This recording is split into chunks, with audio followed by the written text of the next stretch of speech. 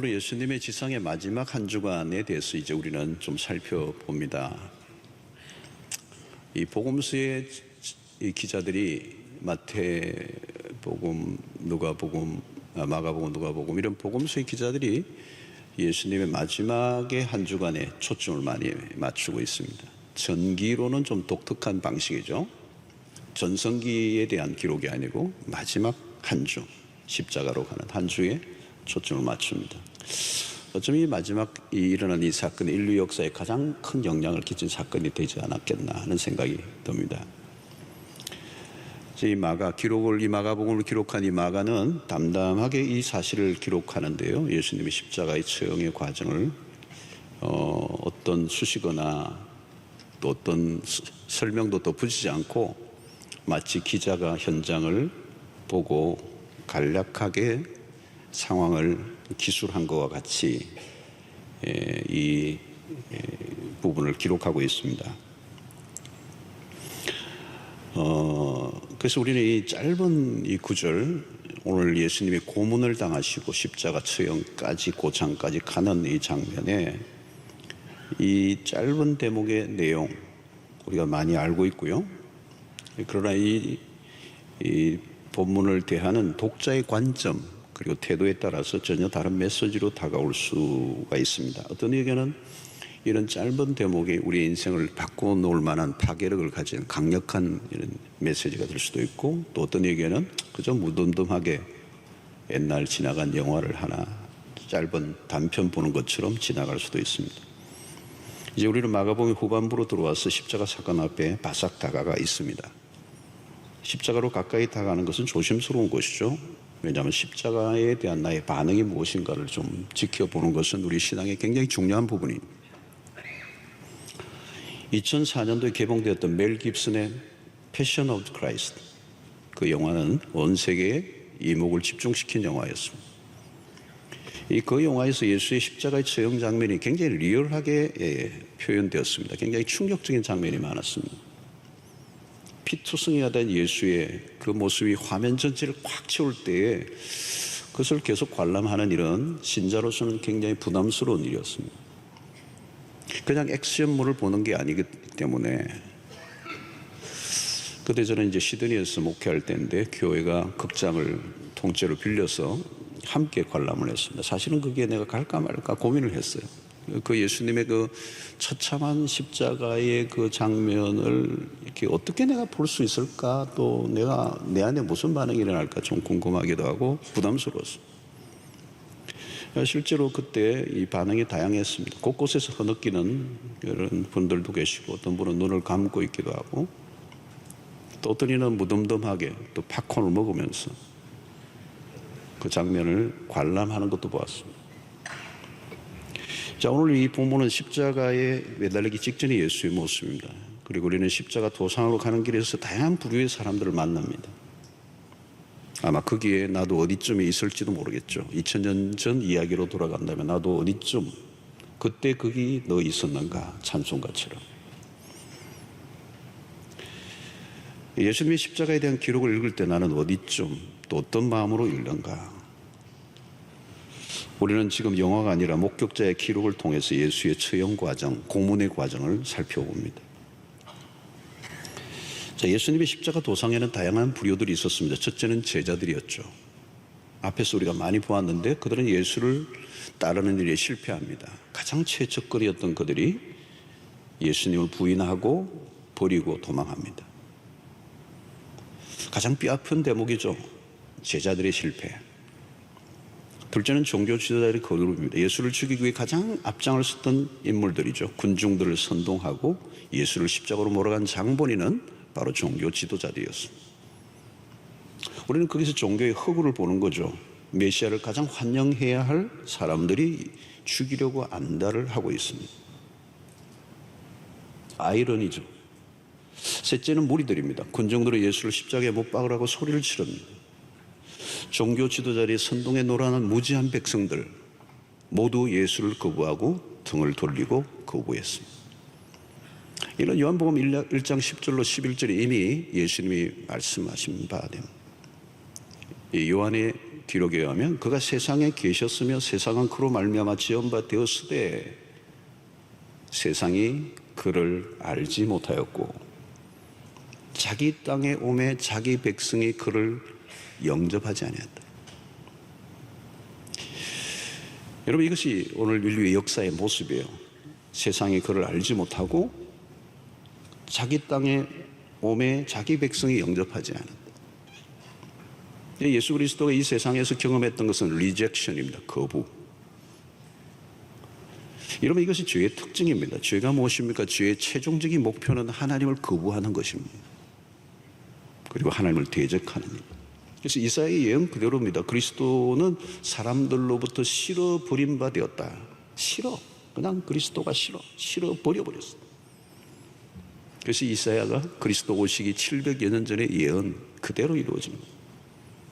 오늘날도 마찬가지입니다. 세상은 결코 하나님에 대해서 우호적이지 않습니다. 적대적입니다.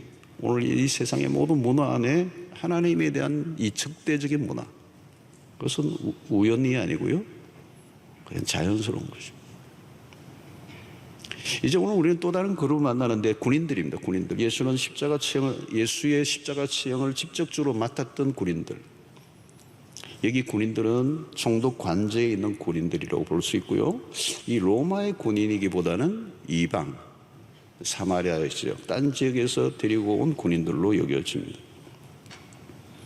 빌라도가 200명에서 한 600명에 이르는 그 지역의 군인들을 총동원하고 예수의 십자가 사건에 동원이 되는 거예요. 자, 이미 군인이 등장하는 것을 볼 때 공포의 분위기가 휩싸이고 있죠. 십자가는 폭력적인 세상을 잘 대변해 주는 것이 십자가 사건입니다. 십자가 처형은 로마인들에게는 시행되지 않는 형벌입니다. 중형 중에 중형이죠.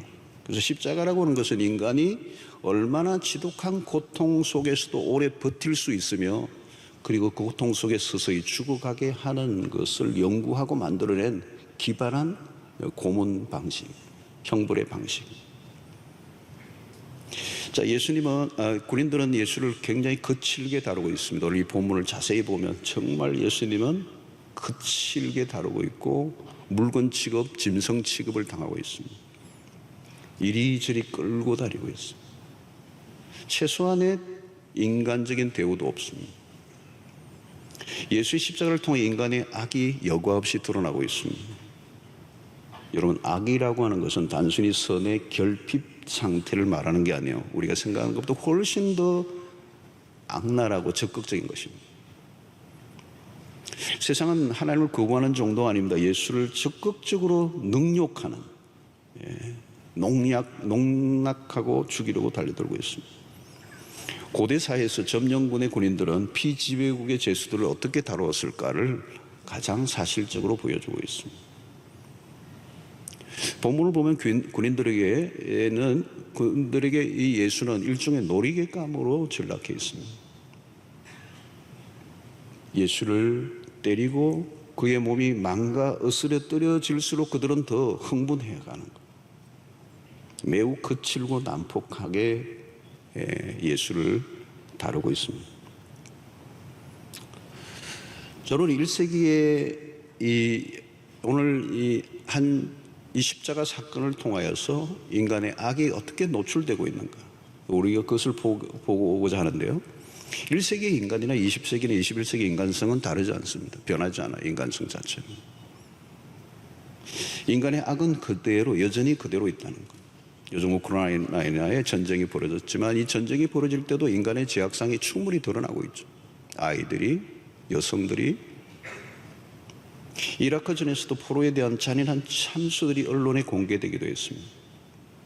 2차 세계대전 중에는 히틀러에 의해서 유대인들이 600만이 학살을 당합니다. 우리는 그런 기록들을 읽으면 어떻게 인간이 인간을 그렇게 잔인하게 죽일 수 있는가? 600만. 같은 인간으로서 놀라게 되죠. 인간이 그런 수준까지도 갈 수 있는 것이구나. 가스실에 집어넣어서 집단적으로 죽이고 그냥 사람으로 취급하지 않은 거죠. 악의 실체를 우리가 보는 것입니다. 이 한나 아렌트라고 하는 사람이 예루살렘의 아히만이라는 책에서 악의 평범성이라는 것에 대해서 글을 썼습니다. 악의 평범성. 홀로코스트와 같은 악행은 어떤 광신자나 혹은 반사회적인 인격 장애자가 행한 것이 아니고 평소에는 지극히 평범하게 살아가는 보통 사람들에 의해서 자행되었다는 것을 그가 주장합니다. 사기꾼이니까 아니라는 거. 유대인을 죽이는 일에 앞장을 섰던 인물 중 한 사람이 루돌프 아히히만이라서 나중에 정신과 의사들이 그의 정신 상태를 검진해 본 결과가 놀랍습니다. 정상, 매우 정상. 아히히만은 직속 상관인 힘너의 지시를 따라 가장 훌륭하게 자신에게 주어진 임무를 감당했던 부하였다는 거죠. 전후 전범들에 대한 재판이 열려졌을 때 아히히만은 자신의 무죄를 강력하게 주장합니다. 나는 국가를 위하여 충성을 다했고 상부의 명령에 충실하게 따랐을 뿐이라는. 실제로 그의 과거를 조사해 본 한나 아렌트는 놀라는 것입니다. 아히히만은 한때 정유회사의 직원으로 일을 했고 매우 평범한 사람으로 한 가정에서 자상한 남편으로 책임감 있는 아버지로 살았던 인물이었다는 것에 놀랍니다. 악랄한 죄를 범한 사람이 따로 정해져 있는 것이 아니라 누구에게나 발견될 수 있는 점에서 악의 평범성이라는 주장을 내놓은 것입니다. 성경의 관점과 크게 다르지 않습니다. 일제시대 때 종군 위안부들에 대한 역사의 기록을 보아도 끔찍하죠. 민족 분교들 안에서 인간 청소라는 미명하에 벌어진 이 살육극들도 마찬가지. 인간이 자행한 악의 실체를 대할 때마다 우리는 놀랍니다. 어떻게 인간이. 아메리카 대륙의 인디언들이 무수하게 학살을 당했습니다. 기록에 의하면 이게 믿어지지가 않아요. 1,500만 명. 어떻게 죽였는가? 질병에 대한 면역력이 전혀 없는 인디언들에게 전염병으로 죽게 했어. 당시 유럽에서 유행하던 천년두 환자들이 사용했던 담요를 다 모아가지고 집단적으로 배부해줬어. 그것을 덮으면 그냥 천년두에 걸려서 떼죽음을 하게 하는 거예요. 우리는 북한의 탈북자들을 통하여 북한 안에 일어나는 참상들을 접하면서 우리가 느끼는 것은 인간의 죄가 얼마나 깊고 심각한가를 보게 되는 거예요. 이것은 어떤 특정한 지역의 특정한 사람이 저질렀다는 역사로 끝날 수 있는 게 아니에요. 인간의 악을 보는 것입니다. 인간이 어디까지 악해질 수 있는가 하는 것입니다. 인류 역사를 보면 고문의 발달이 계속되어 왔습니다. 고문 도구들을 전시해 놓은 박물관을 제가 한번 가본 적이 있어요. 너무도 끔찍했어요. 그래서 소름이 돋았어요.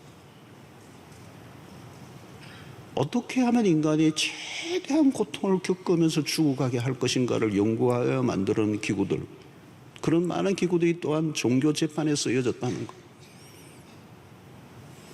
종교의 이름으로 사람을 잔인하게 죽이는 역사. 인간이 참 악하구나. 십자가가 바로 그런 산물입니다. 바울은 로마서에서 인간에게 선한 것이라고 하는 것은 아무것도 없음을 그는 결론적으로 내리고 있습니다. 의인은 없나니 한 사람도 없도다. 죄로 인하여 어두워진 인간의 모습을 잘 갈파하고 있습니다. 사람을 죽여도 그냥 죽이지 않아요. 재미를 추구하며 죽이는 거예요. 더 자극적인 것을 찾는 거예요. 그냥 단순 사건이 아니야. 사람들은 죄를 짓는 일이 있어도 어떻게 하면 좀 더 특이한 경험을 할 것인가를 연구합니다. 선한 것을 연구하는 게 아니에요. 악한 것을 연구하는 거예요. 죄는 또 다른 죄를 짓도록 자극하고 있습니다. 가능한 극단적인 죄를 짓고자 하는 것이죠. 이 죄의 속성. 요즘도 우리는 언론 보도를 통해 어린 아이를, 자기 아이를 끔찍하게 죽이는 이 일들을 우리는 보면서 어떻게 인간이 그럴 수 있는가. 문제는 그런 끔찍한 죄를 짓고서도 죄책감을 느끼지 않는 상태. 죄를 죄로 여기지 않고 오히려 놀리는. 여러분, 하나님을 떠난 인간의 모습입니다. 하나님이 없는 사람에게는 죄라는 기준 자체가 없는 것입니다. 여러분, 예수님에게 폭력을 가하는 현장을 가보면 폭력만이 아닙니다. 희롱까지 있어요. 희롱. 조롱을 하는 거예요. 그리스도가 조롱을 당했습니다.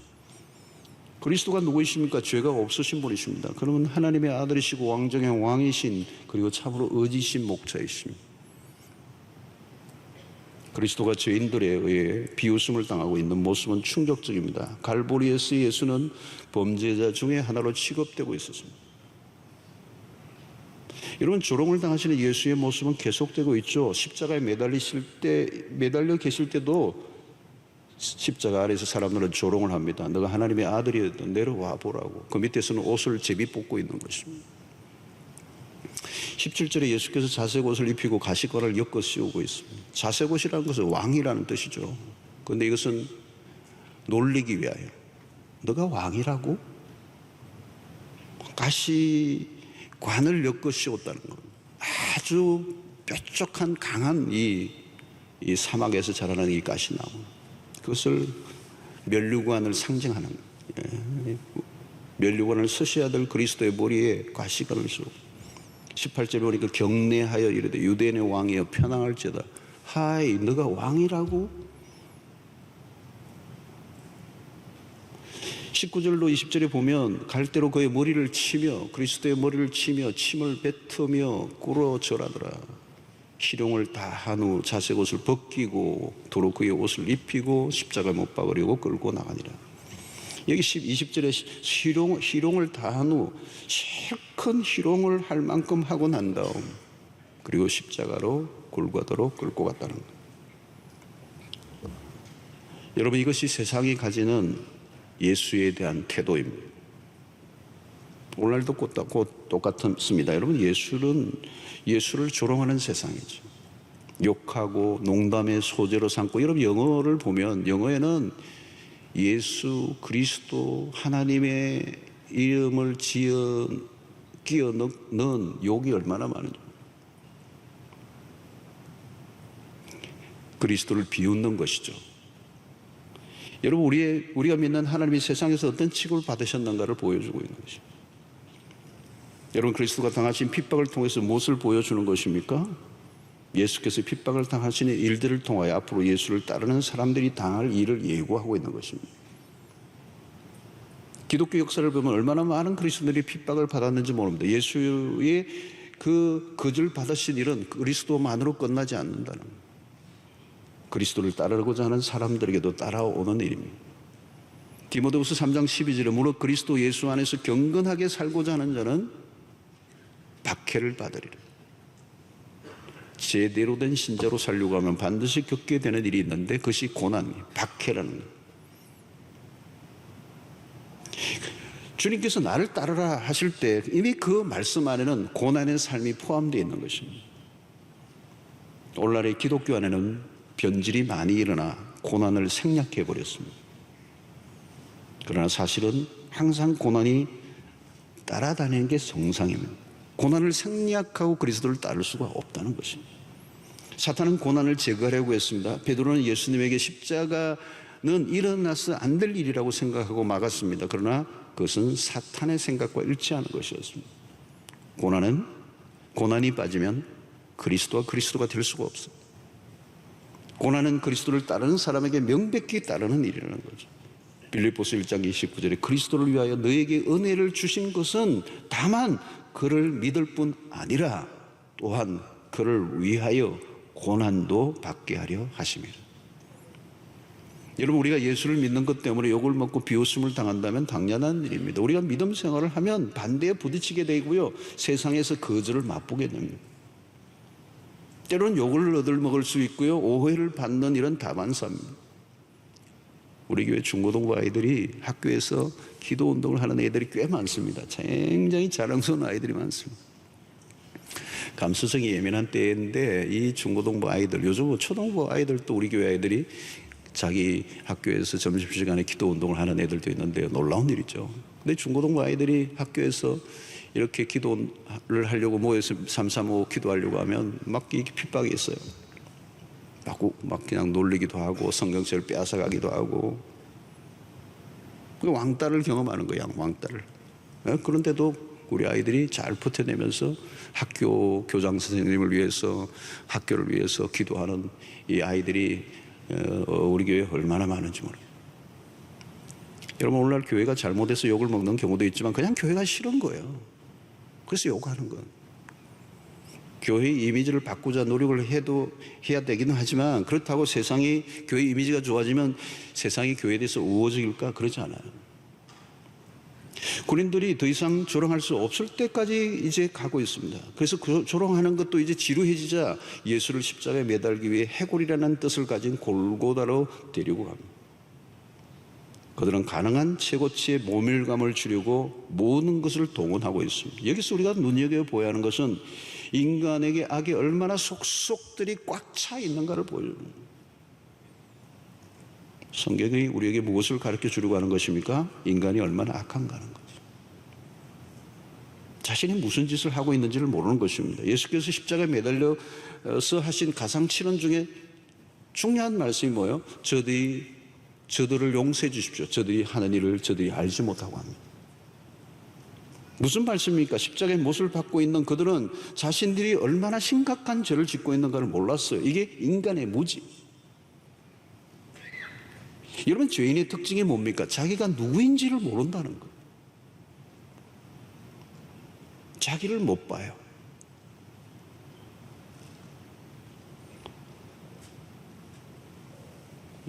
사랑하는 성도 여러분, 결국은 죄를 짓고도 결국은 죄를 인정하지 않는, 자기를 죄를 정당화하고 합리화하고 미화하는. 그래서 하나님으로부터 멀어진 인간은 죄에 대한 자각을 하지 못해요. 죄를 짓고도 끊임없이 합리화하는 거예요. 여러분, 이 세상에는 두 종류의 인간밖에 없습니다. 노골적인 죄인이 있는가 하면 겉으로는 감추고 속으로 온갖 죄를 다 짓는 이런 종류의 죄인. 그칠 게 없는, 있는 그대로 자기가 하고 싶은 대로 죄를 짓는 사람, 그냥 마음대로 짓는 사람이 있는가 하면 고상하게 꾸며서 향수를 뿌리며 그럴듯하게 죄를 짓는 인간. 두 종류밖에 없어요. 우리는 인간의 실체를 적나라하게 보아야 합니다. 인간에게 어떤 소망도 없다는 것입니다. 우리는 본래 구원과 거리가 먼 존재들이었습니다. 에베소서 2장에 의하면 우리는 본질상 진노의 자녀들이었다. 완전히 망가진 존재. 창세기에서 가인은 동생 아벨을 돌로 쳐 죽이죠. 이 아담의 후손에게는 모두가 가인의 피가 흐르고 있는 겁니다. 그러므로 여러분, 성도 여러분, 우리에게 소망을 두면 안 됩니다. 십자가가 아니면 우리는 절망 그 자체라는 것. 십자가는 인간의 죄를 고발함과 동시에 십자가 외에는 우리에게 구원의 길이 없음을 제시하고 있는 겁니다. 그러므로 이런 신앙생활을 하면 할수록 내가 떳떳해지고 머리를 들면 안 돼요. 신앙생활을 하면 할수록 무엇을 느끼는 것입니까? 나로서는 불가능한 것이구나. 나로는 안 되는구나. 여러분 보십시오. 우리는 결심을 하지만 또 넘어져요. 선을 행하기도 하지만 악을 행한다. 선을 행하는 그 가운데도 악이 있어. 우리는 한순간도 십자가가 필요하지 않는 순간이 없는 존재예요. 우리가 얼마나 추하고 얼마나 악하고 얼마나 무지하고 하나님의 선에 대해서 무능한 자인가요? 그래서 우리는 날마다 우리 자신의 연약함을 인정하고 주님 앞에 나는 죄인입니다. 나는 불쌍히 여기십시오. 나를 용서해 주십시오. 여러분, 시편 52편은 다윗의 시입니다. 그는 자신의 죄를 솔직하게 고백하고 있죠. 여러분, 다윗이 누구입니까? 그는 정말 이 이스라엘의 열조 가운데 가장 탁월한 왕으로, 하나님의 마음에 합한 자로, 성경 그 어디에 어떤 인물보다도 그런 인정받는 하나님의 사람이었습니다. 그러나 많은 그의 업적에도 불구하고 다윗이 가장 다윗다울 때가 언제 있는가를 많은 설교자들이나 신학자들이 얘기는 시편 51편을 인용합니다. 다윗이 왕으로 잘 나갈 때 다윗보다 자신의 죄를 철저히 인정하고 회개할 때가 가장 다윗다운 모습이라는 거예요. 그것이 가장 아름다운 장면이에요. 성도 여러분, 우리에게 요구되는 것은 바로 내가 누구인가를 바로 아는 것입니다. 가장 무서운 게 자기 무지예요. 자기가 누구인지 모르면 자기가 무슨 짓을 하는지를 모르는 거예요. 그것이 끔찍한 것입니다. 그래서 우리 그리스도인들은 말씀과 예배를 통하여 계속 우리 자신을 성찰하는 작업을 지속적으로 해야 돼요. 나를 들여다보는 일보다 더 중요한 일은 없어. 이런 바리새인들이 왜 예수님의 책망을 받았습니까? 그들은 자기의 의로 가득 차 있어서 자신의 실체를 보지 못해요. 다른 사람들의 문제는 보였는데 자신의 죄를 볼 줄을 몰랐어. 예수님의 출현은 그들에게는 굉장히 거북스러운 일이었어요. 우리가 여러분 그렇습니다. 남의 잘못에 대한 지적은 참 잘하지만 정작 나는 그렇게 살지 못하는 거예요. 여러분 가정에서도 부부끼리도 마찬가지예요. 서로 자신의 연약함을 볼 줄 아는 사람이라면 문제될 게 하나도 없어요. 싸울 일도 없어요. 서로 자기의 문제를 보고 있는데요. 내 문제가 뭔지를 알고 있는 거예요. 근데 우리가 어디에 사고가 납니까? 나는 문제가 없는데 저 인간이 문제가 너무 많아. 내 약점을 보지 못하고 상대의 약점만 크게 보이면 답이 없습니다. 해결할 수가 없습니다. 상담 카운셀러 아무리 만나도 소용없습니다. 내가 나를 모르는데. 여러분, 내가 나를 안다는 게 얼마나 기주가된입니까? 오늘 우리는 앞부분에 인간의 죄악성, 인간의 잔인성, 인간의 폭력성, 인간의 죄성, 오늘 인류의 역사 속에 끊임없이 지금 재현되고 있는 사건들, 최근에도 우리 언론 속에서 그 어린 아이를, 자기가 키우던 아이를 그렇게 죽일 수 있었던 그 엄마, 과연 그 안에 뭐가 있느냐? 여러분, 인간의 이 죄의 밑바닥을 우리가 볼 수 있어야 되는 거예요. 그 남의 얘기가 아니라 우리 안에 있는 죄성, 우리의 인간의 그 여러분 가장 무서운 사람이 누구예요? 다른 사람이 아니에요. 나예요, 나. 내가 나를 모르는 거예요. 내가 무슨 짓을 할지 모르는 거예요. 우리 인간이 그렇게 허약하다는 거예요. 그 사람은 사이코라서 그런 거야. 아니에요, 여러분. 그럼 답이 없어요. 인간에 있는 죄성을 들여다보고 우리의 죄의 깊이가 얼마나 심각하게 밑바닥까지 가 있는가를, 그 실체를 보지 않으면 우리는 십자가를 이해할 수가 없어요. 도대체 십자가가 왜 있느냐는 거죠. 왜 하나님의 아들 죄 없으신 그분이 그렇게 처참하게 십자가에 죽으셔야 했는가에 대한 이해를 할 수가 없어요. 우리의 인간의 죄에 대한 깊은 죄에 대한 직면을 솔직하게 들여다보고 내 자신을 인식하지 않으면 죽어야 할 인간은 누구인가 하는 거죠. 하나님의 자비와 은혜가 아니면 우리에게는 소망이 없다는 사실을 깨달을 때 십자가는 우리에게 다가오는 것이고, 십자가 앞에 우리는 겸손해질 수밖에 없는, 고개를 들 수 없어. 입이 10개라도 할 말이 없어. 우리는 오늘 인간의 죄의 문제를 앞에서 우리 스스로에 대해서 절망해야 해. 그리고 하나님이 우리를 위하여 아들을 보내시고 십자가에 죽게 하신 그 놀라운 은혜에 온전한 반응을 하고 그 십자가를 붙잡을 때 구원이 임하게 될 줄로 믿습니다. 모략을 탄 그리스도, 모략을 탄 포도주를 거절하실 모습이 23절에 나와요. 모략을 탄 포도주를 주어서나 예수께서 받지 아니하시니라. 이 모략을 탄 포도주는 약간의 이 고통을 경감시켜주는 효과가 있었던 것 같아요. 그런데 주님이 그걸 거부하셨다는 거예요. 왜?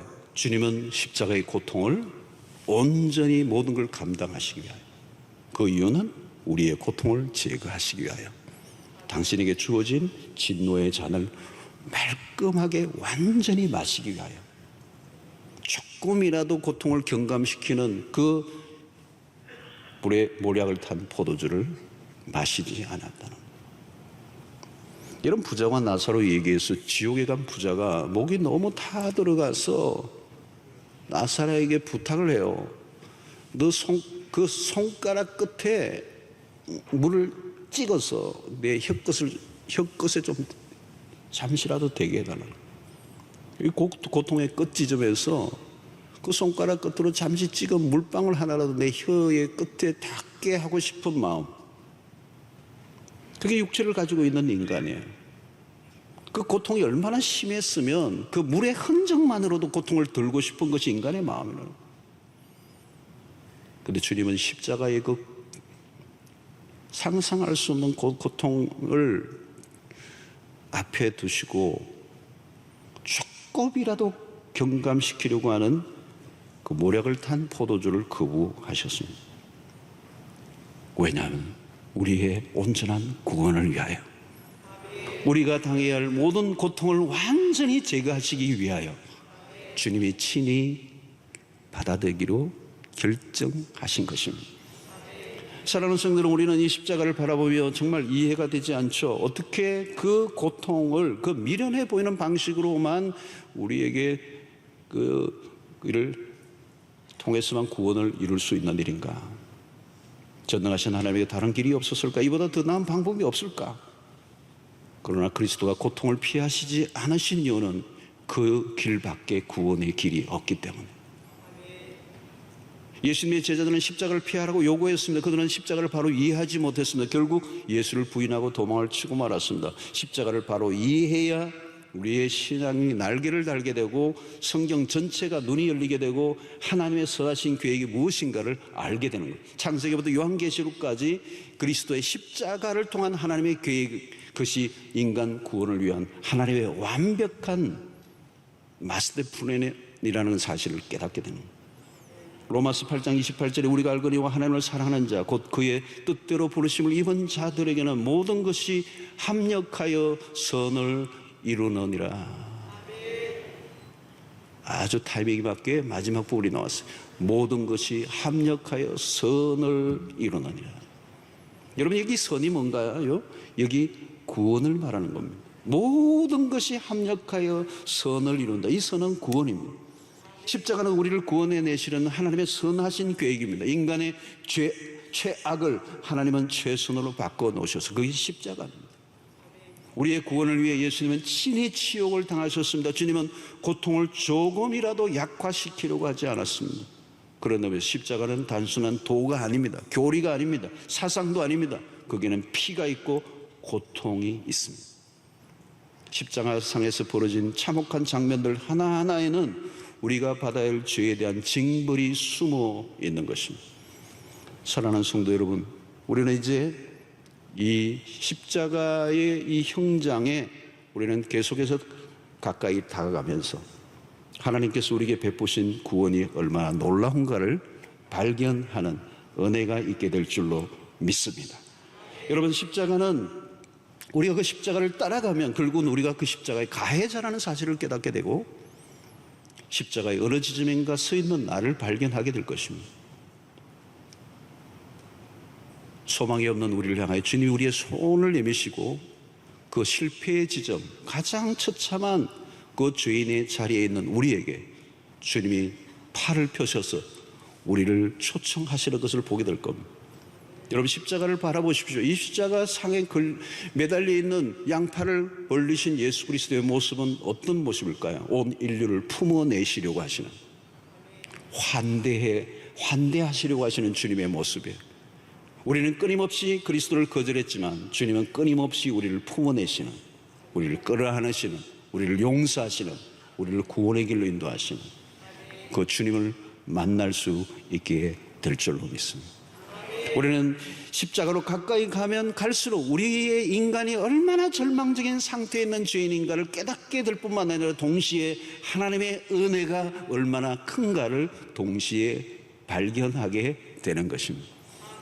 오늘도 사랑하는 성도 여러분, 우리 자신을 바라보면서 넘어지고 깨어지고 예수를 오래 믿어왔음에도 불구하고 여전히 우리에게는 소망이 없다는 사실을 깨닫고 그때마다 우리는 십자가로 돌아가야 될 줄로 믿습니다. 십자가를 붙들어야 될 줄로 믿습니다. 십자가의 비밀이 있습니다. 십자가의 신비가 있습니다. 십자가는 하나님의 능력입니다. 하나님의 지혜입니다. 여러분들의 신앙이 십자가 위에 놓여져 있다면 우리의 구원은 흔들리지 않을 줄로 믿습니다. 십자가 중심으로 돌아갈 수 있게 되기를 축원합니다. 여러분들의 삶의 십자가가 삶의 중심에 놓여 있기를 바랍니다. 십자가에 벗어나지 않게 되기를 바랍니다. 십자가를 통하여 내가 누구인가를 발견하고 그 십자가를 통하여 하나님의 계획을 발견하고 십자가를 통하여 우리에게 베풀어 주신 하나님의 은혜를 날마다 덧입으면서 살아가는 여러분들 되시기를 주의 이름으로 축원합니다. 하나님 아버지, 오늘도 우리에게 주신 말씀을 통하여 십자가 도상의 그 길에서 나의 모습을 봅니다. 오늘 우리의 허물진 모습을 봅니다. 주님의 그 십자가 상에서 욕하며 조롱하던 그 모습에서 우리의 모습을 발견합니다. 우리에게는 소망이 없음을 인정하고 우리의 소망은 오직 예수 그리스도 그 십자가의 죽으심 밖에 없음을 고백하며 인정하는 주의 백성들이 되게 하여 주시옵소서. 우리의 신앙이 그 십자가 위에 서 있게 하여 주시옵소서. 우리에게는 어떤 의로움도 없다는 사실을 인정하고 고백하며 주님의 우리에게 행하신 그 십자가의 고통을 통하여 우리에게 베풀으신 그 의의를 붙잡고 믿음 생활하는 저희들 되게 하여 주시옵소서. 예수님의 이름으로 기도하옵나이다. 아멘.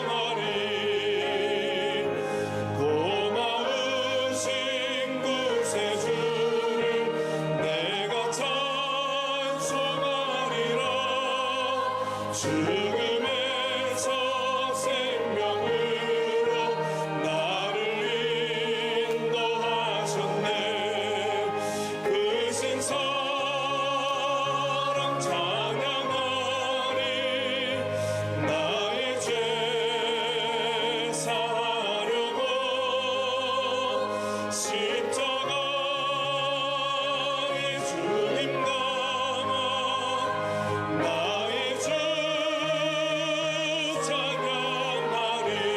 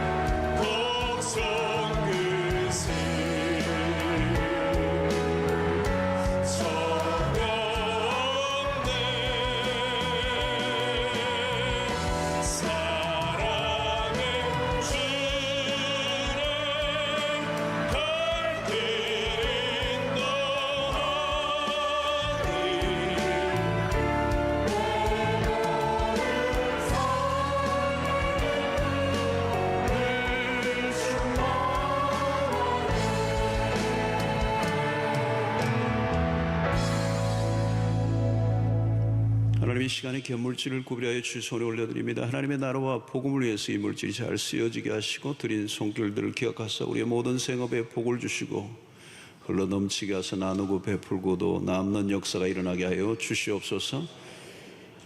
코로나 팬데믹을 지나면서 우리의 삶이 쉽지 않지만 우리의 삶의 공급과 보호와 인도는 하나님의 손에 달려 있음을 믿고 주 의지하며 살게 하여 주시고 요동치는 세상 바라보지 않게 하여 주시옵소서.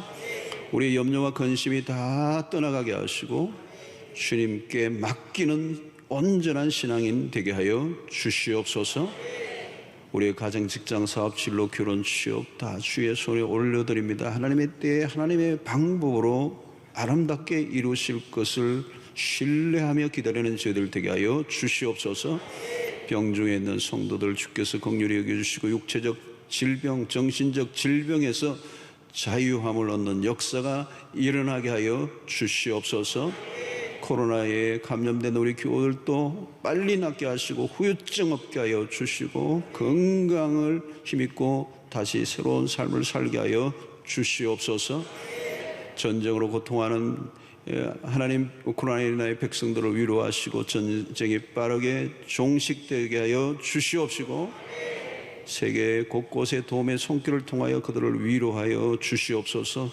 하나님, 국내에 이 산불로 인하여 피해 입은 지역이 많이 있습니다. 주님, 위로하여 주시옵시고 또 우리가 사랑의 손길로 함께하게 하여 주시옵소서. 하나님, 오늘 또 처음 난 백성들을 축복해 주시고 예수 그리스도를 믿고 하나님의 백성으로 또 영적으로 성장하여 하나님의 나라에 귀하게 쓰임받는 도구들이 되게 하여 주시옵소서. 오늘 또 교회를 위해 수고하는 일꾼들에게 복 주시고 흩어져 있는 백성들 군대의 유학으로 출장으로 어디에 있든지 주께서 임마누엘로 함께하여 주시옵소서. 이제 세상을 향하여 나아갑니다. 우리의 발걸음을 인도하시고 주의 권능의 팔로 우리를 붙잡아 주셔서 한 주간 또 승리케 하여 주시옵소서. 예수님의 이름으로 기도하옵나이다. 아멘. 이제는 우리 주 예수 그리스도의 놀라우신 은혜와 하나님의 크신 사랑과 성령의 교통하심이 우리에게는 소망이 없음을, 우리의 죄의 악됨을 온전히 인정하고 우리가 붙들 것은 예수 그리스도의 십자가, 그 길 외에는 우리가 구원받을 길이 없으며 소망이 없음을 깨닫고 십자가 중심으로, 십자가 앞으로, 십자가 신앙으로 회복되기를 갈망하고 돌아가는 주의 백성들 머리 위에 지금부터 영원토록 함께 있을지어다. 아멘.